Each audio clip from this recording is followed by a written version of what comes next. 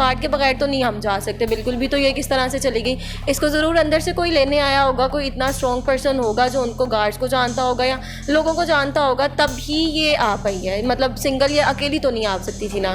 University का माहौल इतना ज़्यादा फ्रेंडली नहीं है कि कोई भी आएगा तो मैं उसको कहूँगी हाँ चलो फ़ोन कर लो पहले। तो मतलब इसको फ़ोन करवाने के चक्कर में हम भी मतलब इस मामले में फंस जाएं। अगर वो वहाँ पर रही है तो टीचर या कोई ना कोई उसमें हेड जो है वो शामिल होगा। बिस्मिल्लाहिर्रहमानिर्रहीम। नेशनल पॉइंट से मैं हूँ फरहान ज़फ़र। इस वक्त बुशरा भट्ट हमारे साथ मौजूद हैं। ये पंजाब यूनिवर्सिटी की स्टूडेंट है। आपको बताएंगे 2000 केस जिस तरह अपडेट हो रहा है, एनालाइज़ इन चीज़ों को किया जाएगा। हमारी तरफ से भी कोशिश है कि बच्ची को जिस तरह बताया गया कि वो पंजाब यूनिवर्सिटी में आके उसने एंटर होकर कॉल की है और उसके बाद ज़हीर ने उसे पिक किया है, तो ये इतनी आसानी से किस तरह हो गया, इसी हवाले से हमारे साथ आप बात करने के लिए मौजूद हैं, क्योंकि ये पंजाब यूनिवर्सिटी में इन्होंने टाइम गुजारा है। और इनसे पूछेंगे कि अगर ये अभी भी पंजाब यूनिवर्सिटी जाना चाहें, ज़ाहिर है स्टूडेंट है ये, तो गेट के एंट्रेंस पे मामला क्या होते हैं, और अगर बच्ची आ भी जाए तो स्टूडेंट के जो है वहाँ पे जो है वो किस तरह रिएक्ट करते हैं और सारे मामला क्या होते हैं। इनसे बात करते हैं, इनसे पूछते हैं। अस्सलाम वालेकुम। वालेकुम अस्सलाम। अच्छा, ये बताइएगा, जिस तरह दुआ ने बताया कि मैं पंजाब यूनिवर्सिटी टैक्सी में एंटर हुई थी, तो टैक्सी का नंबर होगा कराची का। आप बताएं, जब पंजाब यूनिवर्सिटी गेट आपने टाइम गुजारा, अभी भी आप जाती हैं, जब जाते हैं तो वहाँ स्टूडेंट है, स्टूडेंट कार्ड चेक होता है, लेकिन अगर कोई अननोन जाए तो वो किस तरह जाता है?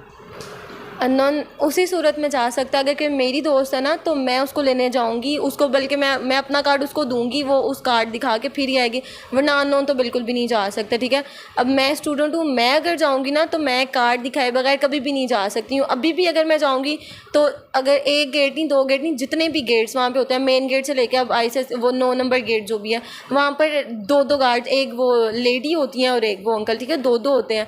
तो कार्ड के बगैर वो बिल्कुल भी नहीं जाने देते, बल्कि वो तो 10-12 इतने सवालात करते हैं कि बंदा कहता है घर से कार्ड बंदा मंगवा ले, लेकिन इनसे क्या बहस करनी है। तो कार्ड के बगैर तो नहीं हम जा सकते बिल्कुल भी। तो ये किस तरह से चली गई, इसको ज़रूर अंदर से कोई लेने आया होगा, कोई इतना स्ट्रॉन्ग पर्सन होगा जो उनको गार्ड्स को जानता होगा या लोगों को जानता होगा, तब ही ये आ पाई है। मतलब सिंगल ये अकेली तो नहीं आ सकती थी ना।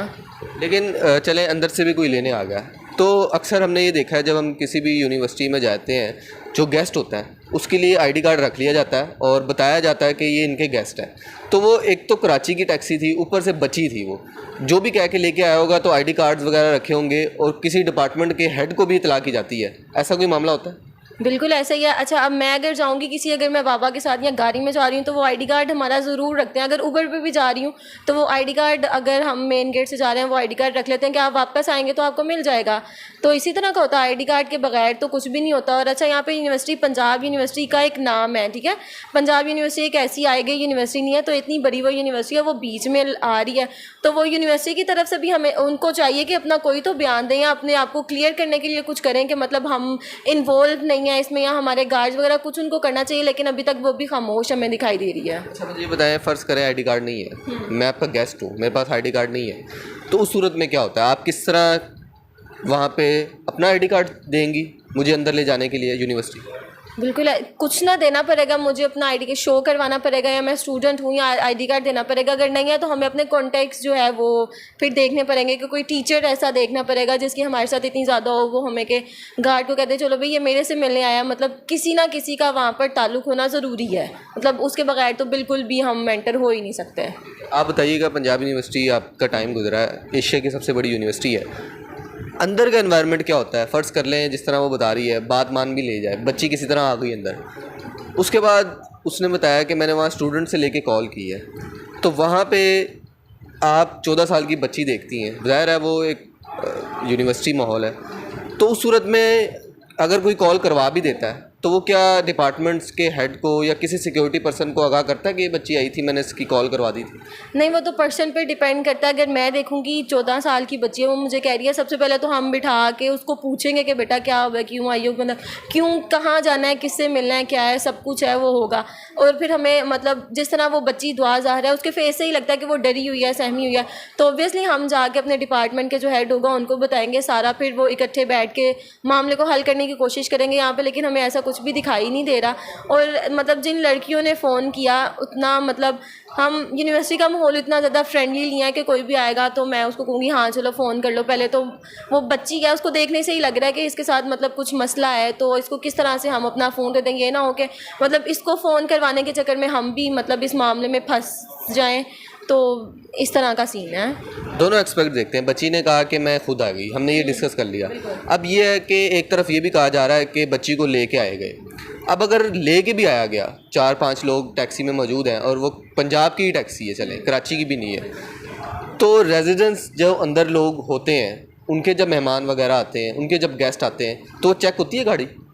ऑब्वियस ही बात है चेक होती है। और जो वहाँ पर मतलब गार्ड्स हो गए या माली हो गए, ठीक है, वो वहाँ पे उनकी रेजिडेंस है तो उनको बुलाया जाएगा, उनके आईडी कार्ड देखे जाएंगे कि हाँ वाकई ये तुम्हारा कोई रिश्तेदार है या कुछ भी है, तो प्रॉपर इस तरह से आया जाता है। ये नहीं कि अगर उसने बस बता दिया ये कमरा है, नंबर ये है, इससे मैंने मिलना है, मैं इसका रिलेटिव हूँ, तो वो कहेंगे ठीक है तुम चले जाओ। ऐसा नहीं होता, बल्कि उस माली को बुलाया जाएगा, उसका देखा जाएगा आईडी कार्ड जो भी है, फिर सारा बल्कि उनके सिस्टम में एंट्री आ जाती है कि मतलब इस बंदे का आज ये रिलेटिव आया, ये आया, तो मतलब अगर इस तरह का कुछ होगा तो उनके पास रिकॉर्ड होना चाहिए। कौन कौन रहता है पंजाब यूनिवर्सिटी के अंदर? पंजाब यूनिवर्सिटी में तो वो टीचर्स के हो गए कमरे वगैरह जो भी उनको गवर्नमेंट की तरफ से मिले हुए हैं, गार्ड्स को कुछ मिले होंगे, या फिर वहाँ के जो माली वगैरह देखभाल कर रहे हैं उनकी, मतलब वहाँ पर जो लोग रहते हैं उन्हीं की रेजिडेंस है। या फिर वो हॉस्टल्स वगैरह तो एक अलग चीज़ है कि लड़के लड़कियों का जो हॉस्टल्स हैं वो तो एक अलग चीज़ है ना। तो आप ये बताइएगा, जिस तरह आपने सारी डिटेल बताई है पंजाब यूनिवर्सिटी के हवाले से, आपकी अपनी ज़ाती राय क्या है? जिस तरह आपने टाइम गुजारा उधर, अगर कोई बच्ची आ गई है पंजाब यूनिवर्सिटी, जिस तरह आपने कहा कंप्यूटराइज सिस्टम है, तो कोई रिकॉर्ड अगर अभी भी चेक करना चाहें कोई मौजूद होगा? अगर वहाँ पर रिकॉर्ड उन्होंने डाला है, लिखा होगा तो रिकॉर्ड होगा। कंप्यूटराइज क्या, वो उन्होंने कुछ लिखा तो होगा ना, मतलब उनको पता होना चाहिए क्या। और मैं माहौल में एक और चीज़ ऐड कर दूँ कि वहाँ पे पंजाब यूनिवर्सिटी का माहौल सबको पता होगा।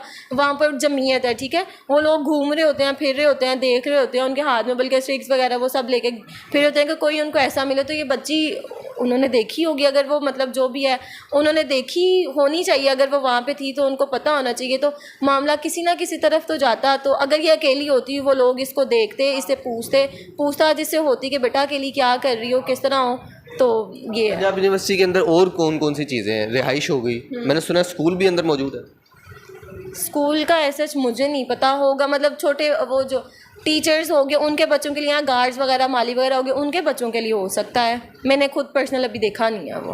हाँ। लास्ट में जाते रहते ये बता दें कि इस केस को जिस तरह जोड़ा गया पंजाब यूनिवर्सिटी से, और बच्ची का बाद में ये तहकीक भी सही साबित हुई कि बच्ची रही है पंजाब यूनिवर्सिटी में, उसके बाद मूव कर गई है, तो आप क्या समझती हैं इस केस में, अगर बच्ची पंजाब यूनिवर्सिटी एंटर हो गई तो ये क्या मैसेज है दूसरे आने वाले वहाँ के पढ़ने वाले, क्योंकि नई जनरेशन वहीं आएगी और वहाँ से ही ये मामला स्टार्ट हो रहे हैं और वहीं उनको रेजिडेंस भी मिल गई है, शेल्टर मिल गया है एक किस्म का, तो ये क्या मैसेज ये है? अच्छा, बिल्कुल। माँ बाप अपने बच्चों को, वो दूर दूर से लड़कियां भी पढ़ने आई होती हैं, हॉस्टलाइज होती हैं वहाँ पर, तो इस तरह पेरेंट्स के जहन में भी आता है कि नहीं इस केस को लेके कि यहाँ पर तो इस तरह का कुछ हो रहा है। इस केस में फिर हम अगर वो वहाँ पर रही है तो टीचर्स या कोई ना कोई उसमें हेड जो है वो शामिल होगा। तो यही मैसेज आता है कि जब तालीमी इदारे ही हमारे सिक्योर नहीं होंगे, वहाँ पर इस तरह की चीज़ें होंगी, तो फिर वालिदैन अपने बच्चों को जो भेज देते हैं, जिनके अपने हाँ वो छोटे शहरों से आए होते हैं, वहाँ नहीं वो पढ़ सकती, माँ बाप इतनी हिम्मत करके भेजते हैं बच्चों को यहाँ पर पढ़ने के लिए, तो फिर उन बच्चों पर भी है कि वो फिर नहीं पढ़ पाएंगे। ये मैसेज आता है कि मतलब तालीमी इदारे तो हमारे कम से कम सिक्योर होने चाहिए। और मुझे सिर्फ इतना है कि पंजाब यूनिवर्सिटी आके कुछ तो कहे ना, मतलब क्लियर करे अपने आप को कि भाई इस तरह जो भी है अपने आप को उसको अपने लिए क्लैरिफिकेशन करनी चाहिए, क्योंकि बहुत से सवालात उस पर उठ रहे हैं। बिल्कुल ठीक है। लास्ट में आप ये बता दें, आप माशाल्लाह मैच्योर हैं, अब आपने एक अरसा गुजारा यूनिवर्सिटी में, आप जानती हैं ये सारी चीज़ें, जब सहेलियाँ आपस में डिस्कस करती हैं कि यार यूनिवर्सिटी को एजुकेशन है, यार ये मुझे प्रपोज कर रहा है, ये मुझे पसंद है, लेकिन 99% हमने ये देखा है कि यूनिवर्सिटी में जो भी मोहब्बतें या दोस्तियाँ होती हैं वो खुदा ना खास्ता जो है वो किसी बुरे अंजाम की तरफ जाती हैं। आपने क्या लर्न किया इस चीज़ से? मैंने भी 2000 का केस है।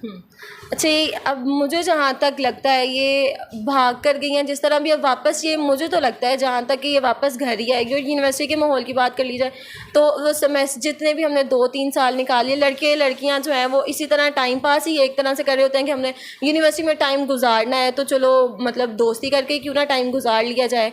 तो मैंने तो मोहब्बत भी आपस में कहते हैं कि हो गई, लेकिन एट दी एंड हम ये देखते हैं कि बाज़ औक़ात कहते हैं घर वाले नहीं माने, 4 साल गुजार लेते हैं, उसके बाद कहते हैं घर वाले नहीं माने। इनको सोचना चाहिए, मतलब जब मोहब्बत कर लेते हैं, बातचीत हो रही होती है, तब इनको नहीं याद आता कि मेरे माँ बाप की इज़्ज़त है या माँ बाप बाद में नहीं मानेंगे। जब शादी का टाइम आता है तो लड़का या लड़की दोनों में से कोई भी कह देता है मैं अपने माँ बाप के बगैर नहीं रह सकती। तो ये चीज़ें हमें प्यार करने से पहले या इस तरह की चीज़ें करने से पहले सोचनी चाहिए कि हमारे माँ बाप की मर्ज़ी से ही हमने शादी करनी है। अगर हम उनको मना सकते हैं तो फिर आप ये कदम उठा सकते हैं। अगर आपने बाद में यही कहना है कि हम माँ बाप की मर्ज़ी के बगैर शादी नहीं करेंगे, मतलब अब ये यहाँ पर ही ख़त्म हो गया, तो फिर इस तरह का कदम उठाना ही नहीं चाहिए। इसलिए आपसे ये पूछ रहा हूँ, ज़ाहिर है आपने फील्ड वर्क भी आप कर रही हैं, यूनिवर्सिटी लाइफ भी देख ली है। वो अनमेच्योर बच्चे हैं दोनों, मोहब्बत जिस तरह उनको हो गई और जिस तरह उनकी लव स्टोरी कहा गया बनाई गई, दोस्ती हुई पबजी से, लेकिन आप इस फेज से गुजर आई हैं। आपने देखा कि वो लड़के किस तरह कन्वेंस करते हैं, आपस में मोहब्बतों की बातें शुरू हो जाती हैं, ज़िंदगी साथ गुजारने के वादे शुरू हो जाते हैं, लेकिन एट दी एंड आके इसका अंजाम बहुत बुरा होता है। तो मैं यही आपसे मैसेज लेना चाह रहा हूँ, आप बेहतर बता सकती हैं। जब आपकी सहेलियाँ आपसे डिस्कस करती होंगी लेकिन बाद में ये भी बताती हैं कि वो लड़का मुझे ऐसे छोड़ गया, ऐसे धोखा दे गया, तो क्या मैसेज देना चाहेंगी यंग जनरेशन को जो यूनिवर्सिटी जाने लगी है और जो ये गेम्स वगैरह खेल के इस केस को देख रही है? अच्छा, उनके लिए स्पेशल है ये मैसेज है, क्योंकि मेरी जो दोस्त हैं अक्सर हम भी डिस्कस कर रहे हैं, हाँ ये मुझे अच्छा लगा 3-4।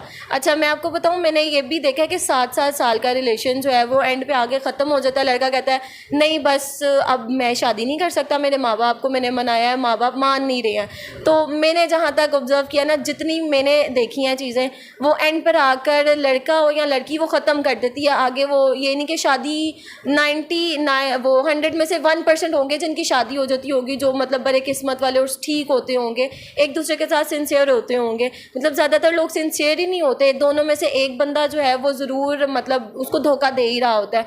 तो इन चीज़ों में पढ़ने का फ़ायदा ही नहीं है, क्योंकि लड़कों की मैं यहाँ पे बात करूँ, क्योंकि लड़कों के पास कोई ट्रिक, मतलब लड़कियाँ बड़ी सेंसिटिव सी होती हैं, इमोशनल होती हैं, उनको कोई भी प्यार से बात करेगा तो वो के समझे उसी को अपना आप समझ लेंगे कि हाँ ये मुझे समझ रहा है, मेरी दिल की बात समझ रहा है, ये मेरे लिए ठीक है। वो सिर्फ वक्त ही होता है, क्योंकि एंड पे आगे, क्योंकि जब उसने ये कहना होता है 4-5 साल के रिलेशन के बाद के अब तुम जहाँ तुम्हारे माँ बाप कह रहे हैं वहाँ पर शादी कर लो, क्योंकि लड़की कहती है कि भाई रिश्ता भेजो, मेरे रिश्ते आ रहे हैं। तो लड़का कहता है भाई मैं तो अभी सेटल नहीं हूँ, मैंने काम करना है, जॉब करनी है, तो तुम शादी कर लो जहाँ पे भी तुम्हारे माँ बाप कह रहे हैं। अगर वो सिंसियर हो तो वो अपने माँ बाप को मनाए, एक घर में बातचीत हो जाए ना, वो तो शादी की बात है, काम सेटल होगा, वो शादी कर लेगा। तो यही मैसेज है कि ये सिर्फ यूनिवर्सिटी में जाकर सिर्फ और सिर्फ पढ़ाई की जाए, ना कि इन कामों में पड़ा जाए, क्योंकि इनका अंजाम बुरा ही होता है। कभी हमने बिल्कुल पॉजिटिव तो बिल्कुल भी नहीं होता, क्योंकि एंड हमेशा ख़तरनाक ही होता है। तो बाद में रोने पछताने से अच्छा है कि बंदा पहले ही संभल कर कदम बढ़ाए अपना। बहुत शुक्रिया। बुशरा भट्ट हमारे साथ मौजूद थी, पंजाब यूनिवर्सिटी की स्टूडेंट है, और कोशिश हमने ये किया है कि ये चीज़ क्लियर की जाए। जिस तरह बच्ची के तरफ से बताया गया कि मैं पंजाब यूनिवर्सिटी बड़े आराम से एंटर हो गई हूँ, तो ये स्टूडेंट है, स्टूडेंट किस तरह जाता है और अगर कोई गेस्ट आए वो किस तरह जाता है, और इनकी अपनी जो जर्नी है यूनिवर्सिटी की, उस हवाले से भी हमने डिस्कस किया कि ज़ाहिर है बच्चे बच्चियाँ और यंग जनरेशन जब ये इस तरह के मामलात में पढ़ते हैं तो उसका अल्टीमेटली अंजाम जो है वो भी क्या होता है, इन्होंने मैसेज भी दे दिया। मज़ीद वीडियोज़ के लिए नेशनल पॉइंट देखते रहें। मुझे दीजिएगा इजाज़त। अल्लाह हाफ़िज़।